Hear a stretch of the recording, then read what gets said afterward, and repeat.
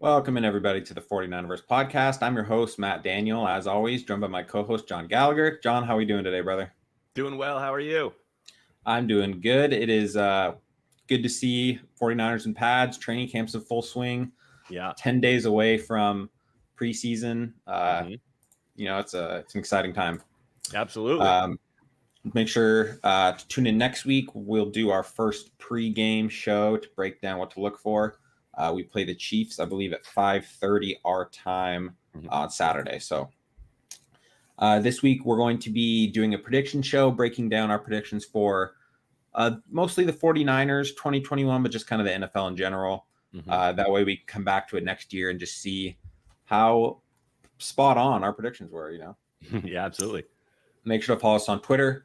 Our ats are on the screen, and sub to our YouTube at youtube.com/49erverse podcast. Are you ready to get into the news and the notes? I'm ready. All right, first things first, Trey Lance takes his first team reps. Pretty much everything I've seen in regarding Trey Lance has been pretty good. Every bit worth the trade. Yeah, it's pretty glowing reviews. Yeah, I haven't seen one bad thing, really. Right. The only borderline thing I've seen was that Mike McDaniel said he's a work in progress, but he's a rookie. Of course, he's a work in progress. He was 20 for 22 over the past 2 days. And, one thing that a lot of people don't talk about, our defense was really bad against mobile quarterbacks last year, specifically Kyler Murray and Russell Wilson. Now we get to practice with the mobile quarterback. So that alone, is going to hopefully should help improve our defense. I like that. I like that insight or that perspective. And it's something I hadn't thought about. I saw somebody else say it on Twitter, and I was just like, that's so true, because some things you just can't practice for because before CJ Beathard was our scout guy, he was being Kyler Murray. Yeah. And there's just, it's night and day. Not a comparison. Right. Not a fair comparison for sure. Right. Next, we got Jalen Hurd back at practice. We're both big Jalen Hurd fans. Yeah. Believers. I think this is the year. For sure. I think it is too. It's got to be. He's going to be so good for our offense. He's back fully practicing. He hasn't really been this healthy since his rookie year, right? Since we drafted him. Yeah. So this is finally, hopefully, going to be the time. Hopefully, we'll see some real Jalen Hurd this year. I mean, Niners spent a high pick to go get him. He was one of my favorite prospects, but if I'm being honest, I actually considered him too raw for the 49ers. Like, I didn't think that they liked those types, but the fact that they went up and got him where they did just made me, believe that they saw the same kind of, intangibles I saw. Like, well, shit, if you can mold that guy, you can have a real weapon. And I'm hoping that, he's healthy and that they can just let him run. For sure. And for those who don't know, Jalen Hurd was a running back until I believe his final year before he declared for the draft. And so he's sort of like a big Deebo Samuel as far as just how versatile he is. Play style, puts his shoulder down. Like we saw the one play from his rookie year in the preseason. I think it was against Dallas, and he's going into the end zone. He just puts his shoulder down, into the end zone. Yeah, no, he wants to go through people. He doesn't care to go around them. Yeah, when you're that big, you don't need to. Hopefully, but a lot of times when you're that physical, injuries do kind of come hand in hand with that, like we've seen with Deebo. But hopefully he was able to, fix whatever the problem was, if he can. Absolutely. Next, we got Jordan Matthews is back with the Niners for the 400th time. This time he's a tight end. I know, it's an interesting position change. I think it's good. I do too. Because he has enough NFL experience. Because tight end is harder to play. It usually takes some time. But, he already has the NFL experience. He's a big, he's a bigger guy. Body. Yeah. He doesn't have the same speed as he used to, but he doesn't necessarily need it at the tight end position. So I think it's good. Yeah. And we don't really have room for Jordan Matthews, there. But if he can complement, George Kittle in two tight end schemes, because he's a little bit different type of player than Ross Dwelley is. So so like Dwelley can block a bit. I'm not sure they're going to ask Matthews to block, at all. Really, I don't see that being a strength. So I don't either. Yeah, two tight end sets. I see that happening. They'll probably, maybe they keep a fullback so that he's responsible for more blocking. Yeah. But yeah, I think it's an interesting position change. I'm interested to see, how it works out for him. Yep. And there's something to say about having a big body in the red zone. Yeah. Just that second guy that can go out, and he doesn't need to be fast to find a hole in the zone, because he has all that, time in the NFL. He's seen it a million times, and he's probably a good for the other young wide receivers. It also forces the defensive hand to like either play light so that they can cover more of the pass and like commit to something. And then if that's the case, like there's no end to audibles where they can, power run, they can go right at where they're, light defensively. Yep. I think that's sort of the cheat code of red zones nowadays. It's we're fast enough that you can't just load the box, or, you have to put like a nick corner out there. But we're also we'll present something. Yeah, they'll present something where you have to make a decision whether you play it heavy or light, and from there, they can attack. Yep, for sure. And just his camp in general, if you haven't been paying attention, has been going well for just about pretty much everything. After the whole School and Tarvarius Moore injuries, it's pretty much been pretty, light sailing. Yeah. One of my favorite news or tidbits from camp was the scuffles between Alex Mack and Javon Kinlaw. Those two are going to make each other so much better, and that is incredibly exciting because that they're both going at it, and they're both. I mean, the fact that they're both fired up now to start getting into little scuffles, like they want to play, and that is exciting for sure. And like it's just what we were saying with Trey Lance making our defense better. Yeah, our defensive line is going to make our offensive line better. And now our offensive line is night and day compared to last year. It's much better. So that's going to make our defensive line better. So, well, and Alex Mack is absolutely a technician at his position. So there's no doubt that Javon Kinlaw is absolutely seeing high level technique applied against him. And then he's having to figure out ways to beat it. So I think that it is that's absolutely tremendous for, developing that kind of player. And it's something to say about Kinlaw, the fact that he's making Alex Mack frustrated. Yeah, he's getting, you don't get into scuffles unless both are feeling heated. So he's getting at him too. Yes. If Alex Mack's manhandling Kinlaw every play, he has no reason to be there wouldn't be that kind of confrontation. They're both getting the work in. Yep. And it seems like just in general, things are running well. With last year, pretty much every year. I mean, I obviously don't want to jinx us, but things are going good, and hopefully we'll continue down that path. Yeah. Have some good preseason games. I don't know how much certain players plan on playing. Like, I don't know about Bosa. If he even plans on playing much preseason, doesn't really need to, I don't think. Doesn't need to, yeah. I'm sure Kittle will, just because that's who Kittle is. But yeah, he likes to get those reps. But yeah, I'm stoked to see how they deploy Sermon. I think he gets a ton of work. I think Mitchell would get a ton of work, just because Mostert is the starter, and he's also kind of nursing something. So just don't need to play him. No. So if they're gonna get through these preseason games, I think Sermon and Mitchell are gonna get a ton of work, and that'll be exciting to see how they do.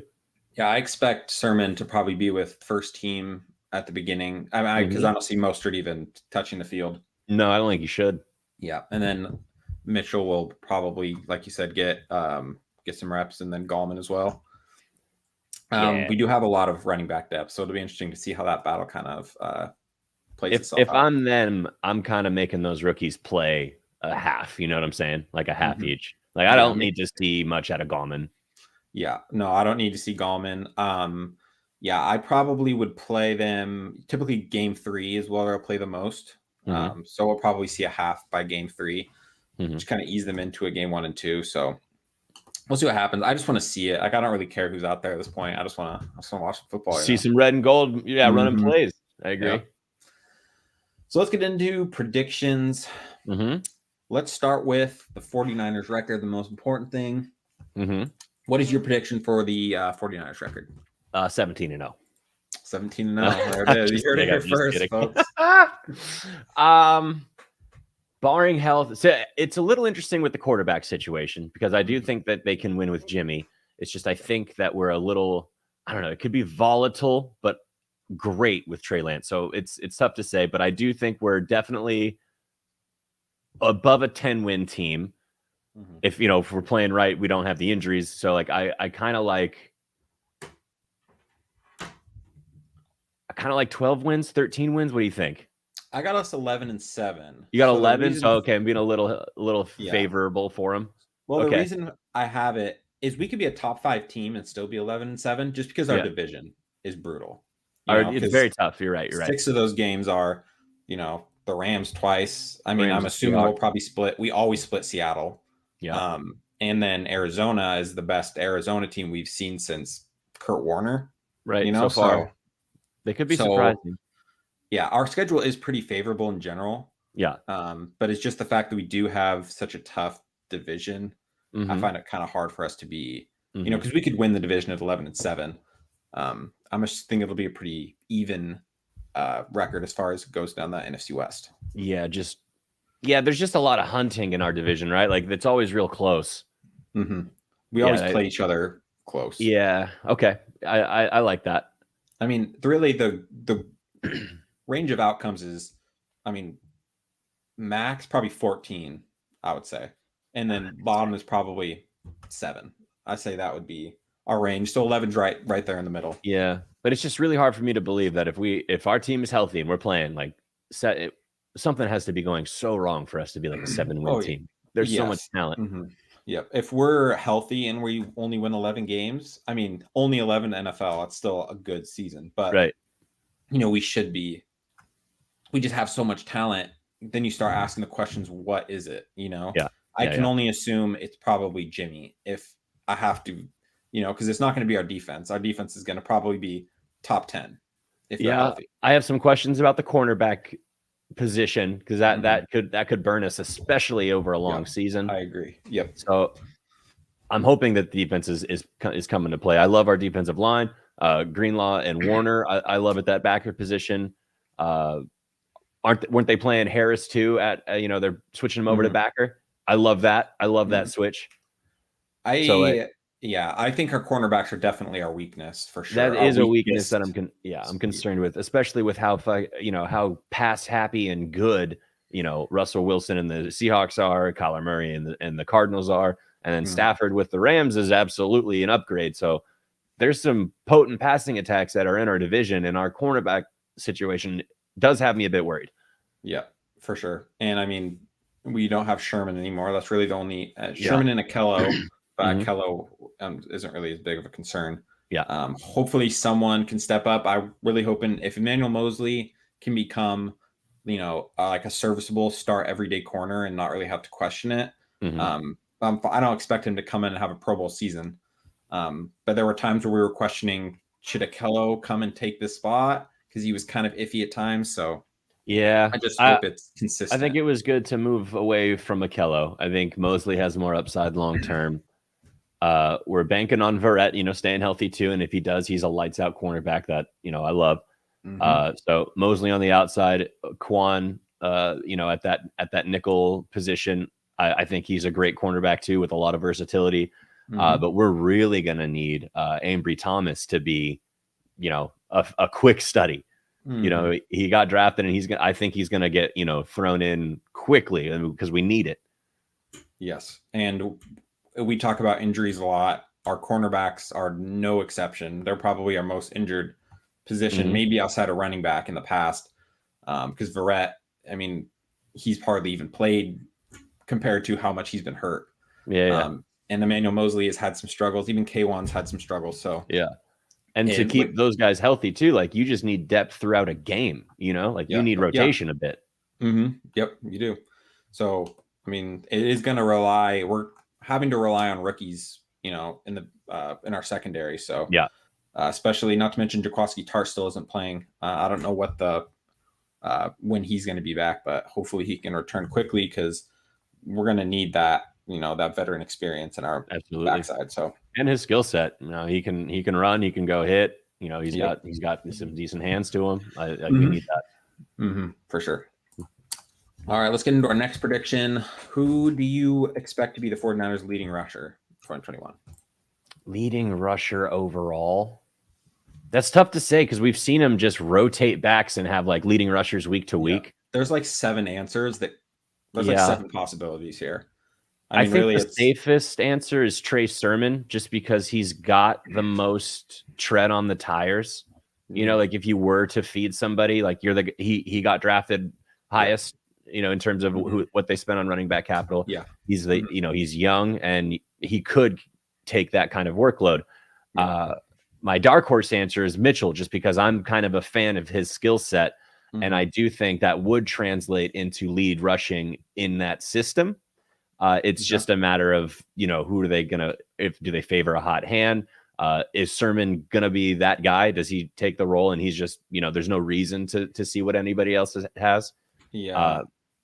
I think safe answer Sermon. I'm gonna go dark horse answer with Mitchell though, just because I think that, you know, his kind of shifty speed is absolutely great for that system.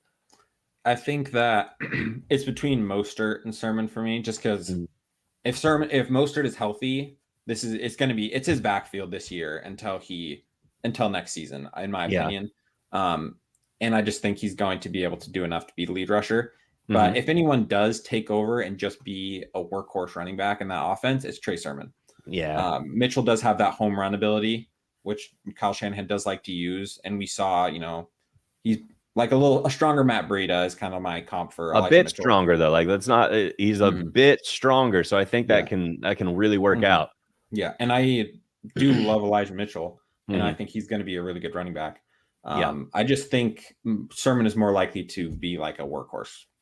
I think though, if Mostert is healthy, I think they all get rotational play, you know? So it's gonna, when we say who's going to be the leading rusher, the discrepancy might be like 100 yards. You know what I'm saying? Like, I don't know that one is going to be like, so like if they're all healthy, I don't know that one is going to have so many more yards than the other. Yeah. It could be like 700 rushing yards. I mean, if Trey Lance starts week 1, he could be the leading rusher. Like that's in the realm of possibilities, you know? So it'd be good. Just there, put the league on notice. Yeah. I mean, there are so many different, I mean, last year, Jeff Wilson led our team in rushing. Before that, Mostert, before that, Breida, before that, I think it was Carlos Hyde. It's just never been the same guy. So it's hard to predict. Leading receiver. This one I think is a little easier. I think it's just Kittle. Yeah, I was gonna say, can we say the tight end? Yeah. Okay. Because that's he's the focal point. Yep. It runs through him. Yes, they want to run it through Kittle. They want him to have the ball in his hands the maximum amount of times they possibly can, which is the correct thing to do when your tight end is a superstar. Yes. I love the potential of Ayuk this season. Also love reading that Trey Lance Ayuk chemistry is building. Same with Debo. Because if we have more kind of exotic QB play, their ceilings raised so much higher. Debo and Ayuk. So like that'll be exciting if that does happen sooner. Yeah, I think that it is in the realm of possibilities for Debo or Ayuk, especially Ayuk, to be the leading receiver. Kittle just kind of feels like the easy one, but could very easily be either of those. Well, Kittle is on the field so often because they are a run heavy team as well. Like they do a lot of those, like, you know, zone run schemes, and they also do some reads out of that. So Kittle's on the field the most, and you know, if the defense is playing heavy and it looks like they need to play action, Kittle usually, you know, feasts when that's going on. He's arguably the best blocking tight end in football. So blocking, run after catch tight end. He can just do everything. He's going to be on the field at all times, just because, even if it's just as a decoy, just because you just have no idea because he can do everything. So let's move on to leading passer. Josh Rosen seems like the there you go. Jimmy or Trey. I mean, this one's just going to come down to who ends up playing. Yeah. And that conversation is becoming more and more I don't know if controversial is the word, but I think people are coming around to the idea that Trey Lance might be pro ready a lot sooner than they were anticipating.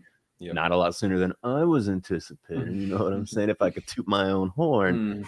But I think that it's a very real conversation now where people are talking about, well, shit, should we start Trey Lance? Yeah, I think that I came into the season it's Jimmy. I still think it's Jimmy week 1. I'm pretty confident in that. But as time goes on, it's starting to feel like might be Trey sooner than I originally thought. Because originally it was just, let's just wait for Trey. I want to see if we can win a Super Bowl this year with Jimmy. But I mean, it seems like Trey Lance is everything we bargained for. Yep. He seems to be everything I fell in love with. Yeah. I mean, literally, obviously this is like a way overreaction, but someone called him Mahomes 2.0. I mean, you don't say that. I don't think you can obviously do that. That's a stupid comparison. But the fact that it's being said, you don't say that. Yeah, it made somebody think it. That's exciting. Yeah. I mean, that alone is, yeah. And it's come down to, like we said, we haven't heard anything but praise for Trey Lance. And I don't know how much of that is just we don't want to talk shit about our brand new shiny toy, but I don't think that the 49ers media would shy away from doing that. We have some figures in the 49er media that seem to be more, not negative is the wrong word, but they're not looking. Yeah, I could say it. Okay. Yeah, that's absolutely who I mean. He's not looking for silver linings, is what he wants to attack the team's deficiencies, and I respect that. I respect that angle. A lot of people can fluff him up. A lot of people can just put rose-colored a lot of people can put rose-colored glasses on and just talk about their team. He has a very critical approach, albeit sometimes a little silly in criticism, but it's absolutely a brand I think that he's established very well. Yes. But because we have figures like that, if Trey Lance was not playing well, I think that we would absolutely know about it. For sure. And that's a good thing as a fan. That's what I want my reporters to talk about. I don't want them to say, oh yeah, he's keep it up. He's good. Yeah, good job, buddy. Like, because he's gonna, if you do something bad, he's gonna talk shit about you. So if I want like an honest answer, if something might be going bad, he's gonna say it. So that is nice to hear. Let's move on. Best offseason acquisition. Yeah. So I had 2, but after speaking with you, I'm leaning Alex Mack. We had some pretty bad offensive line play, especially center. Yeah, like that. That whole interior, man, like it just looked like wet tissue paper at times. So the fact that we made a real move, Alex Mack is that's a real upgrade. The fact that we made a move to get him involved in that offensive line, I think is going to be great for us. Yep, and such an important part of an offense. The center. And last year we were shuffling, different people in, just like we need someone to play. It was center, rotational. Yeah. And it wasn't just like, okay, this is our center. He's hurt. Our center was gone the whole time. So now we finally have our center, which is really like, kind of your centerpiece to your offense. So yes, I think he is going to make maybe not like the biggest impact as far as you're going to see it as much. Because I think you will in the run game. Yeah, I think I'm trying to find a good way to word it. Yeah. So like Samson Ebukam is the other guy we talked about, right? That's the honorable mention. Great pickup. When you see him make an impact play, it's going to be like a strip sack. Alex Mack is going to be just like consistent every play. Usually, you don't want to hear about your offensive linemen. You know what I'm saying? The less unless you they're hear, pancaking, the better. Unless they're pancaking, but that isn't really his MO. That's Trent. Right. Yeah. So. But level, it's different. I think, you can point to like a sack for Samson for sure and be like, impact. But I think for Mack, you'd have to point to like overall like rushing totals, time in the pocket. Like you'd have to look at those things and be like, well, those improved, and I absolutely think they're gonna, because Alex Mack is such a smart football player too, and so to plug him into a system where you gotta be a little smart, you gotta have a little smarts about you. I just think is going to be a recipe for success. For sure. And as far as just like straight up impact goes, it can't be anyone to me besides him, unless he just comes out and he lost it somehow, which I don't see being the case. But especially if we're rolling Trey Lance out and we're able to do more of those kinds of, zone reads and, QB run plays, and they're effective, then Alex Mack, I think it would be no doubt a contributor to that. Yep. Because that adds a whole nother layer, which just makes the center's job harder because they have to pick up things that a lot of other people don't have to. So, Mm-hmm. Yeah, that would be. I'm hoping that he is as good as I fully expect him to be. I think he should. Yeah, no doubt. Let's go to most improved player for the 49ers this year. I'm hoping McGlinchey, after having kind of that down year. Nice. He almost like a little bounce back. Yeah, he had a down year, but I love the player. I love his mentality and his attitude as a 49er. Like that's a type of player I want on the team. Like I think he's got a great attitude. He played right next to Quentin Nelson for his college career, and then Quentin Nelson absolutely gave him an endorsement when he got drafted. I don't think, Quentin Nelson, in my opinion, is one of the greatest guards we've ever seen. I'm hoping he gets a speedy recovery, but he didn't need to endorse his buddy McGlinchey. Like I think he did that because he's his friend and he believes that talent is absolutely real. And if that's the case, I'm on board too. I loved the chemistry McGlinchey and Staley had when they played. When he left, and McGlinchey kind of leaned down a bit, didn't play as strong looking. You saw his play suffer. I'm hoping that he bounces back this year and he's stronger and he helps out that right side. Yeah, I love that pick. I completely agree. He's someone I hadn't really thought of just because we've seen him be good and then he was so bad last year. But that's a really good pick. I like that a lot. He's put on some weight, which we both he looks strong. Be good. He looks strong. Yeah. He looks like the tackle that we thought he was, the big unmovable object. Yeah. And with offensive line, the pieces around you, when they're better, you look better. Yeah. So, our offensive line, like we've talked about a lot already, is super improved. That, is going to go hand in hand with McGlinchey being better. Yeah, because I'm wondering if McGlinchey kind of overcorrected after his rookie year to try to play lighter in order to be more of a mobile right tackle, because we do a lot of that. We ask our right tackle to get up the field and go hit somebody. And I'm wondering if he's like, well, shit, if I have to be, running, I should play lighter. And I'm wondering if he just overdid that and then, wasn't as impactful. I'm hoping now that the strength he looks, or the muscle he looks to have added, absolutely still makes him versatile, athletic, but then he can go really just, punch somebody in the mouth. Yeah. And I think that is the case. I think he did he just went a little too much. I'm hoping. And now hopefully he's able to be what he should be. My choice is Javon Kinlaw. For most improved? I thought most improved. Okay. I thought he had a solid rookie campaign, and it's a hard position to really flash. Yeah, but I think he could be a Pro Bowler, even an All-Pro this year. So, that shows, improvement. He also didn't play a ton, because a rookie defensive tackle isn't going to be playing a ton, but I expect him to come in and be more of an every down defensive tackle alongside our defensive line being better in general is going to just make Javon Kinlaw better. So, yeah, I hope he seriously flashes. And everything I've heard about him from his teammates and coaches is that he is going to be a freak on the field. This dude is just massive. I'm hoping, I love it. But the thing about that D tackle position, like within our scheme, if he's getting sacks, that is such like a cherry on top of the sundae. Like that's not even what we like. If we get that's bonus money. You know what I'm saying? That's absolutely like we need our D tackles to eat double teams. So then, Bosa doesn't have to, you know what I'm saying? Like, so players on the outside can really get that clean look and hit the quarterback. If Kinlaw can see double teams and rip through them and then can still put that pressure on, we're going to be so nasty. Oh yeah. It's going to be pick your poison.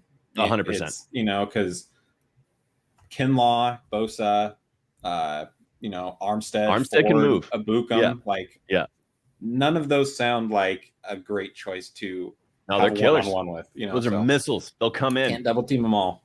You're right. All right, so let's get into Pro Bowlers. Who are your Pro Bowl predictions? George Kittle feels safe. Kittle feels safe. Warner. Kittle Warner. I would love it if Verrett makes a Pro Bowl. Like if he has a Pro Bowl season, then because then we're playing. You know what I'm saying? Like that'd be nice. Those feel like the safest bets to who would be absolute contributors at that level. If Trey Sermon does it his rookie year, that'll be fucking sweet. Oh yeah, if we could get any of our rookies in, that would be that'd be pretty neat. But yeah, Kittle, Warner feel like locks. If they play the full year, they're probably Pro Bowlers. And then Bosa. Oh, but why the fuck did I think it was? I didn't even think of him. Yeah. 100% Bosa. Mhm. And then if Verrett's healthy, I 100% believe he can play at a Pro Bowl level. So I'm just hoping for the health. Yes, and I think if Bosa's healthy and he's having a Pro Bowl type year, like if he even eclipses his rookie year, one of those defensive tackles are gonna eat, because like we saw with how good Buckner was, which made Armstead good, which made Bosa good. They all just go hand in hand. So I mean, Armstead could be a Pro Bowler this year. Kind of had a down year last year, but a lot of that was just because everybody was hurt on the line, so can't really blame him. Yeah. Let's get into Super Bowl predictions. What's your prediction for this 2021 season? So, hopeful that the 49ers make that march right back. Who do I think they would play? The Chiefs still look like the team to beat, but also, you can't write off the Bucs.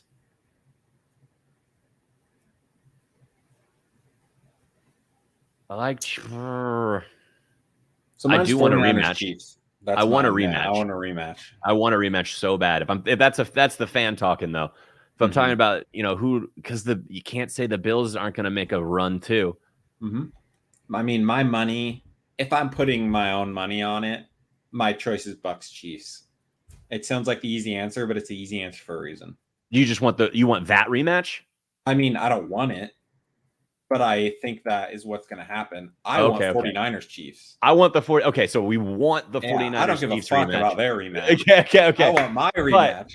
But it does make sense because the Buccaneers defense is so good. Their offense did not lose anybody. And Brady's going to Brady. Brady's going to Brady for as long as he's Brady. And then the Chiefs are absolutely going to march right back, especially after solidifying their O-line. And Mahomes is probably like, I would love if Mahomes he looks like he's always played having a good time, which is really fun to watch. If he plays pissed off and that works, like I think he can. We've seen him light him up. I think he can go even gnarlier. Yeah, it's gonna be scary to see. It'll be scary, man. But because like we watch, if he's rewatched that Super Bowl tape of him just having no help, he's throwing parallel to the ground and hitting his receivers in the face mask and not getting these touchdowns. I can't imagine he's watching that and thinking like, okay, we'll get him next time. Like, I think he's going to be mad. I think he's going to play with a real chip on his shoulder. Yeah, I think that could be. I mean, I think Chiefs Bucs is like just the easy answer. Yeah. Give me a dark horse. For the Super Bowl? Give me a Super Bowl dark horse. Just Browns? Like Browns. Okay. I like that. I was going to say Chargers. Oh, it's pretty dark, but it's. I like the Chargers. They've never had the fucking injury bug on their side, very much like the Niners. You know what I'm saying? Like they lose key players a lot, and that just really sucks. Yeah. The reason I say the Browns is because I really like their football recipe. I like having a top O-line and just running at this. Yeah, I like running at that team, tiring them out, and then playing great defense. And they're doing that. Like they play strong defense. And then they have that 1-2 punch with Chubb and Hunt behind a great O-line, which is so hard to stop, especially over a long season. Yeah. I could see them making some noise. If paper, Najee Harris turns out to be good, the Steelers absolutely have a solid defense and offense. Steelers. Yeah, Steelers I almost wouldn't argue are too dark of a horse because they they were like 11-0, but the Browns on paper, the Browns should be a top 3 team. I mean, they've got just about everything you could want. I mean, Baker is probably the weakest part of their offense, and I don't think Baker's that weak either. No, exactly. That's if he's your weakness. I mean, I think you're in good shape. Yeah, for sure. Yeah, and he just needs to learn to manage the game a little bit better. Eliminate some of those mistakes, which he did. Yeah, he definitely did. Browns. I wouldn't want to have to play the Browns. No, man, they play like they play football. You know what I'm saying? They go and hit you. They go and they play physical offense and physical defense. Yeah. I mean, best offensive line of football. Best 1-2 punch as far as running backs go in football. Chubb and Hunt. Yeah, those dudes are tremendous running backs. Yeah. A great defense. OBJ and Jarvis Landry are no slouches. No slouches at all. Yeah. And Harrison Bryant's upcoming. You know, Yeah. they've got just a lot to like if I were a Browns fan. So Yeah. I could see I mean, you know, like you in Madden, if you ever do simulations, it's always the Browns who win it just because they're they're just stacked, you know? Yeah. So let's move on from that. NFL MVP, who you got winning this year? Overall MVP. Mm-hmm. Well, if it goes right back to Bucks and Chiefs Super Bowl, it'll be hard not to see Brady or Mahomes as, you know, the candidates. Yeah. But